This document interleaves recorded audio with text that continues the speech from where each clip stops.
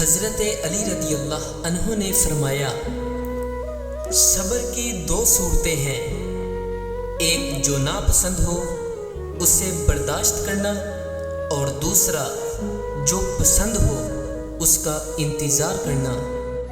جو اللہ کے سوا کسی دوسرے سے نفع پہنچنے کی امید رکھتا ہے، اس کی امیدیں جھوٹی ثابت ہوتی ہیں۔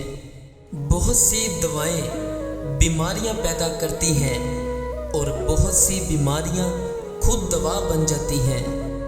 جنت کے منتظر نہ رہو، بلکہ ایسے بن جاؤ کہ جنت تمہاری منتظر رہے۔ جو ظلم کے ذریعے عزت چاہتا ہے، اللہ اسے انصاف کے ذریعے ذلیل کرتا ہے۔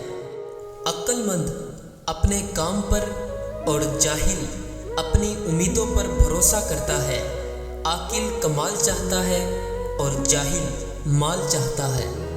بے شک اپنی ہر چیز اچھے دوست کے لیے قربان کر دو، لیکن کسی چیز کے لیے اچھے دوست کو قربان نہ کرو۔